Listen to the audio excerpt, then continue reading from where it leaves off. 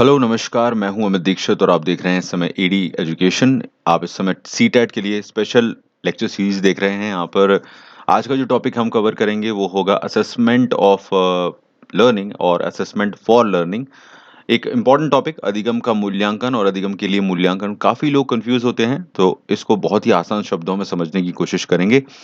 आप इसी तरह के फ्री लेक्चर्स देख सकते हैं इस चैनल पर। अगर पसंद आते हैं तो उन्हें लाइक शेयर कर सकते हैं और चैनल को सब्सक्राइब कर सकते हैं।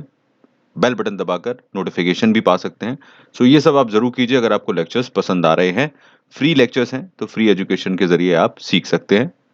आगे बढ़ते हैं आज के टॉपिक में। अधिगम का मूल्य निर्धारण और अधिगम के लिए मूल्य निर्धारण या मूल्यांकन आप इसे कह सकते हैं। तो शुरुआत करेंगे अधिगम का मूल्य निर्धारण से। अधिगम का मूल्य निर्धारण इस शब्द का अगर सिंपल शब्दों में समझें हम, तो अधिगम का मतलब होता है लर्निंग। लर्निंग जो इंग्लिश में एक वर्ड है उससे आसानी से समझ में आता है। अधिगम मतलब सीखना, लर्निंग में सब कुछ आ जाता है, ठीक है। अगर बच्चों से रिलेटेड बात कर रहे हैं हम लोग, तो बच्चों की लर्निंग का मूल्य निर्धारण की बात हो रही है, यानी कि अधिगम के का मूल्य निर्धारण की बात हो रही है। तो इसमें शब्दों का जो हेर-फेर है, का और के लिए का, इसमें आप देखिए डिफरेंस कितना आएगा। देखिए, जब बच्चा विद्यालय में पढ़ता है या जिस तरह से एजुकेशन ले रहे हैं बच्चे, आप जानते ही हैं, हम सभी को पता है कि बच्चे जब पढ़ते हैं, तो हम उनको बहुत कुछ सिखाते हैं। एज़ अ टीचर हम लोग काफ़ी कुछ सिखाते हैं बच्चों को।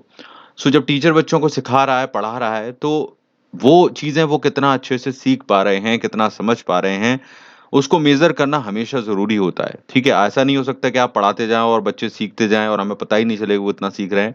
इसी वजह से एक मूल्यांकन का जो सिस्टम बनाया गया है कि बच्चों के प्रदर्शन को उसने कितना सीखा, समझा, उसको जाँचने के लिए, उसको परखने के लिए मूल्यांकन का एक सिस्टम बनाया गया है।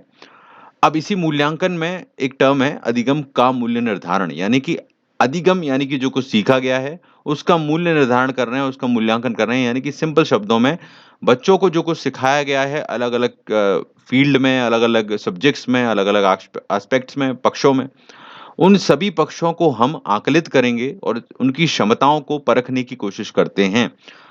तो अगर सिंपल शब्द में कहें, जब हम एग्ज़ाम लेते हैं तो बच्चों के सब्जेक्टिव नॉलेज को चेक कर रहे होते हैं, जब हम करिकुलम एक्टिविटीज़ में देख रहे होते हैं बच्चा कितना एक्टिव है उसको देख रहे होते हैं, स्पोर्ट्स में कैसा है, आर्ट्स में कैसा है और इसके अलावा भी और कई चीज़ें हैं, डिसीज़न मेकिंग पावर में कैसी है, उसमें एनालिटिकल पावर कैसी है, आकलन करने की, तर्क करने की और ना जाने कितने ऐसे तरीके हैं जिनके ज़रिए आजकल टेस्ट किया जा रहा है बच्चों को कि बच्चा ओवरऑल एक अपने आप में ऑल-राउंडर की तरह डेवलप हों। तो अब जब इन्हीं सब चीज़ों को हम आकलित कर रहे हैं, यानी कि उसके अधिगम को आकलित कर रहे हैं, जो उसने सीखा, उसका मूल्यांकन या मूल्य निर्धारण हम यहाँ पर करने की कोशिश करते हैं या करते हैं।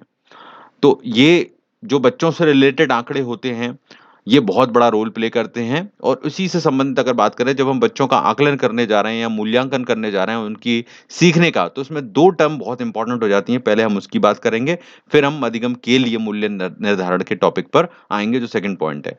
तो अगर मैं यहाँ पर एक पॉइंट की बात करूँ कि अधिगम का मूल्य निर्धारण, तो यहाँ पर 2 चीज़ें बहुत इम्पोर्टेंट है।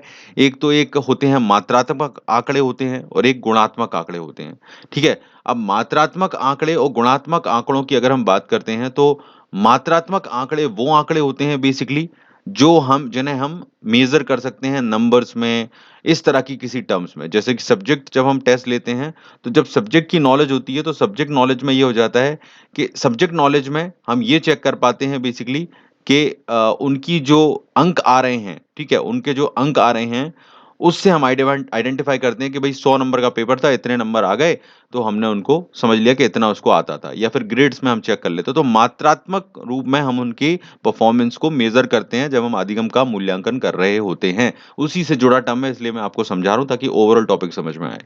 तो ये बात सिंपल हो गई। अब गुणात्मक का मतलब ये है कि जहाँ गुणों की बात हो रही है, तो बच्चों के गुणों में क्या आएगा? उसकी तर्क क्षमता वो कैसी है, उसकी रचनात्मकता कैसी है, क्रिएटिव पावर कैसी है, आकलन करने की क्षमता कैसी है।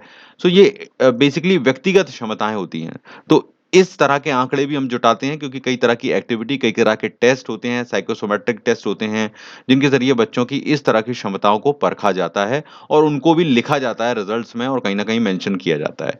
तो ये 2 चीज़ें आ गईं कि जब हम अधिगम का मूल्यांकन करने जाएँगे, तो उसमें ये मात्रात्मक और गुणात्मक आंकड़े इकट्ठे करेंगे और उसके आधार पर हम यहाँ पर अधिगम का मूल्यांकन करेंगे। तो ये मैंने एक अपने आप में एक बड़ा टॉपिक समझा दिया है आपको। अब दूसरा जो पॉइंट है अधिगम के लिए मूल्यांकन, तो इसमें एक सिंपल कॉन्सेप्ट है कि जो कुछ हमने आकलित किया बच्चे का, देख लिया भाई क्या रिजल्ट आया है, उसने कैसा परफॉर्म किया है, उसकी मार्कशीट्स बना दी, उसके डेटा को लिख लिया। लेकिन अब उससे हम जब उसी डेटा को एनालाइज करते हैं कि भाई किस चीज में बच्चा पीछे रह गया, किस में आगे रह गया, या क्या उसकी कमियां हैं, क्या अच्छाइयां हैं, क्या बुराइयां हैं, तो हम कई तरीकों से इन चीजों को भी आइडेंटिफाई करते हैं। और यहीं से प्रोसेस शुरू होती है अधिगम के लिए मूल्य निर्धारण की या मूल्यांकन की। यानी कि अब जो अधिगम का मूल्य निर्धारण हमने किया है, जो हमको मिला है डेटा, उसके आधार पर हम ये देखेंगे कि क्या सुधारात्मक कदम उठाए जा सकते हैं, कहाँ कमी पेशी रह गई है बच्चों की परफॉर्मेंस में, और उन सुधारात्मक कदम उठाने की तरफ हम प्रयास करेंगे, जिसे हम उपचारात्मक और सुधारात्मक प्रक्रिया कहते हैं, जिससे बच्चा अगली बार जब परफॉर्म करे तो उन कमियों को दूर करके और अच्छे से परफॉर्मेंस दे, और हम भी कहीं न कहीं टीचिंग पद्धतियों में और सीखने सिखाने में परिवर्तन कर सकें। तो बात समझ में आ गई, अधिगम का मूल्य निर्धारण के हो जाने के बाद अधिगम के लिए मूल्य निर्धारण की प्रक्रिया का शुरुआत होता है। वैसे तो देखा जाए तो ये साथ-साथ में ही चलती हैं, अधिगम का मूल्य निर्धारण और अधिगम के लिए मूल्य निर्धारण हम बैक टू बैक करते हैं, तो ये अलग नहीं है एक-दूसरे से, पर फिर भी हमने इसमें सेपरेशन करके बताया क्योंकि क्वेश्चन्स इसमें अच्छे आते हैं। तो बात क्लियर हो गई होगी आई एम श्योर, अच्छे सिंपल शब्दों में। लाइक शेयर ज़रूर कीजिए, लेक्चर्स को फ्री हैं, कई लोगों को तक पहुँचेंगे तो उनकी मदद होगी।